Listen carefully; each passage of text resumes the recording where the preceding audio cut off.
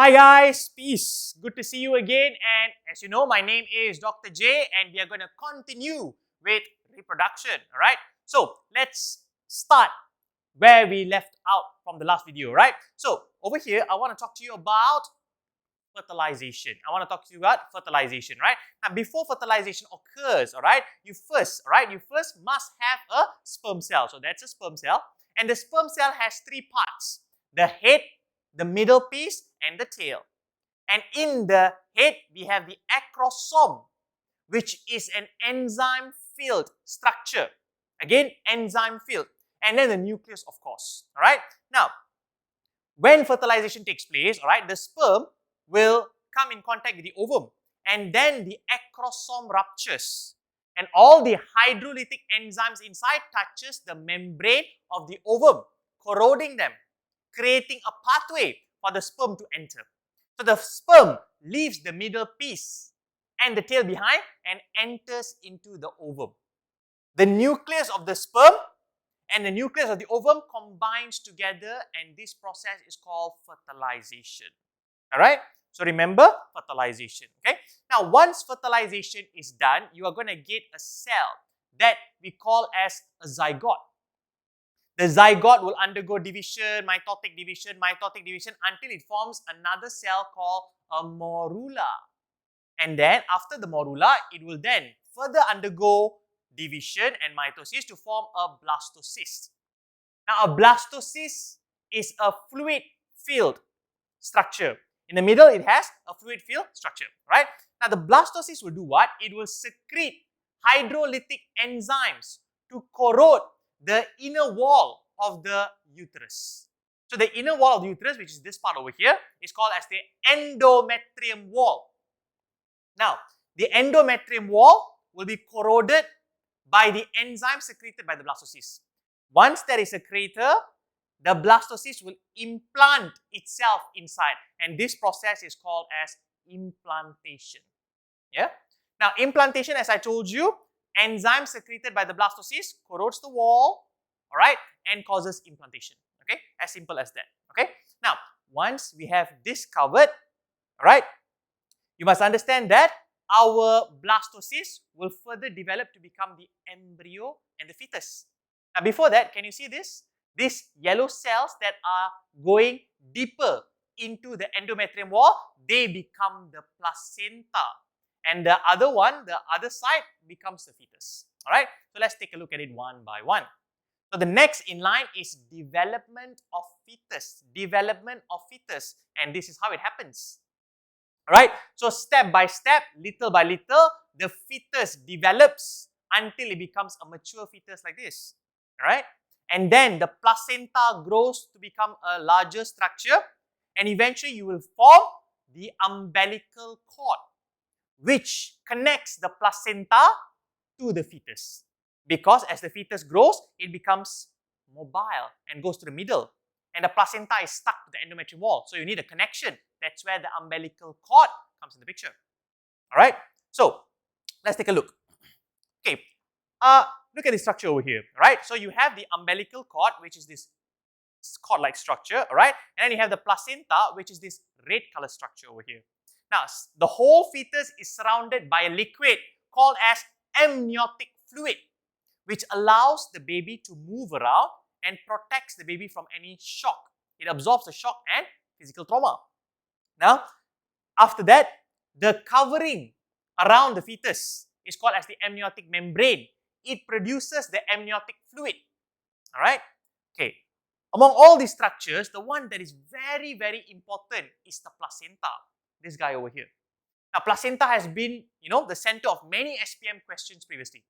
So, what does it do? Now, the function of placenta itself is a famous question. So, you guys must be well versed in that.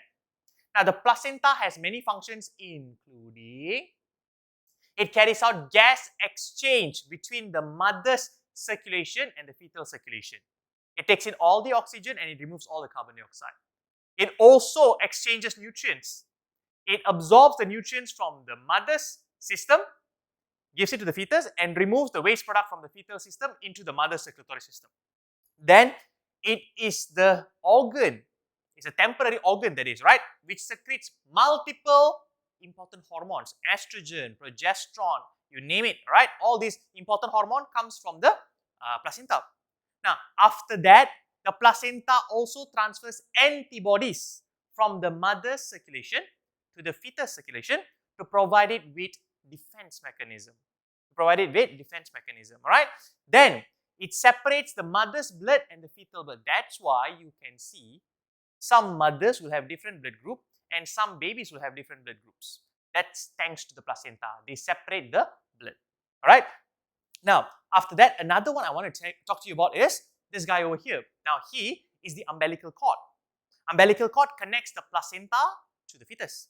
Now, the important thing about umbilical cord is the vessels inside. Umbilical cord has two vessels, which is the umbilical artery and the umbilical vein. The umbilical artery and the umbilical vein. Well, the umbilical vein, it actually carries oxygen and nutrition into the fetus. Yes, I know our system, veins carry carbon dioxide and waste product, but here in the fetal system, veins carry oxygen and nutrition into the fetus. And the umbilical artery does the opposite. It carries waste product and carbon dioxide out of the fetal system. So remember, this is always a trick question. Remember this. Alright? Okay, moving on to the next part. Alright, moving on to the next part, we'll be discussing about twins and technologies associated with reproduction. Alright? But that will have to wait for the next video. Alright? Well, see you soon. Alright?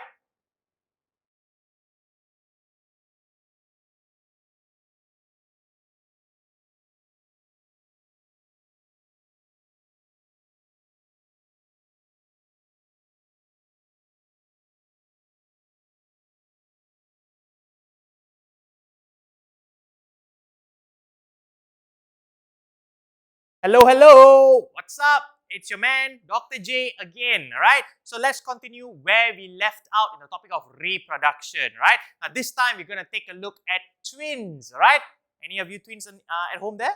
If you are, awesome, alright? Now, let's take a look at twins, right? Now, we got two types of twins. The first twin is called as identical twins. The second twin is called as non-identical twins, alright? So, how does the identical twin looks like? I'm blocking it. Oh, there you go. Now, these are an example of identical twins. They are similar. They look alike, right? That's because they come from the same sperm and the same ovum. One sperm, one ovum. They form a zygote and then the zygote splits into two. So, when they implant into the endometrium wall, they develop into the fetus, but they share the same placenta. So what are the characteristics that you must know? Here, they come from the same sperm and ovum. They share one placenta inside the uterus. They must be the same gender and they will have similar physical characteristics. Height, weight, intelligence, everything will be similar. Alright? And if there is incomplete separation of identical twins, it might lead to Siamese twins. Kembar Siam. Alright, so it's a bit dangerous over there, right?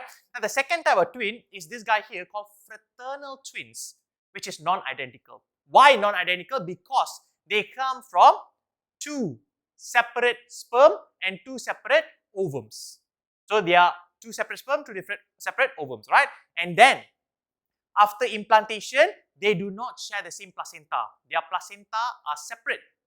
They can be the same sex, they can be different sex. Alright?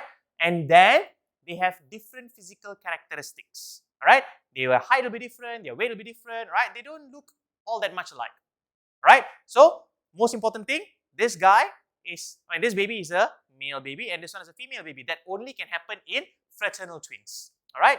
So, this is what you must know for twin formation, alright? Twin formation. And after that, this is something that is very famous for SPM, alright? Now, some women have blockage in the fallopian tube. It can be a tumor, it can be a cyst, it can be a fibroid, it can be a fibrous tissue, anything. And this blockage in the fallopian tube will stop the sperm and the ovum from combining. Thus, no pregnancy. So, in order to help them, we carry out this procedure called in vitro fertilization. How does it work? First, we give the mom a hormonal injection, right? Now, the hormones will stimulate multiple ovums to be produced. And then we use a device called as a laparoscope to extract the ovums and put it in culture medium. Culture medium provides all the necessary supplements and nutrients for the development of the embryo. And then the father's sperm is added to the culture medium and they are allowed to undergo fertilization. Once it undergoes fertilization, all right, we allow the embryo to develop into an 8-cell stage. So the successful embryos are then collected and reinserted back into the mother's cervix for implantation and development to take place naturally. We call this as in vitro fertilization. Translate, fertilization outside the body is called in vitro fertilization, right? So, as I told you, many questions comes out from here. One such question is this one over here. It's a 2012 SPM question, all right? Now, this question is asking you to explain how this method can help an infertile couple to have a baby. So, what do? You answer it like this. Oh, sorry, like this, right? So, what do? You say in vitro fertilization. The diagram, this diagram here is showing in vitro fertilization. So, after you give hormonal injection to stimulate the follicles, right? A laparoscope is used to collect the ovums. And then the ovums are placed in a culture medium. And then the father's sperms are added and they are allowed to undergo fertilization. Once fertilization is completed, the successful embryos, right, are transferred back to the female system. So, wait until it becomes an 8-cell embryo and then we transfer it back to the female system for implantation and development to happen naturally. The baby that is born in this method is called test tube baby, right? It is called test tube baby, right? So, this is one question that you must pay careful attention to, okay? All right, so that takes care of our twin formation and also technology associated with reproduction, right? So we're going to stop here, but don't worry, I'm going to see you very soon in the next video, all right? So see you soon, guys. Bye-bye.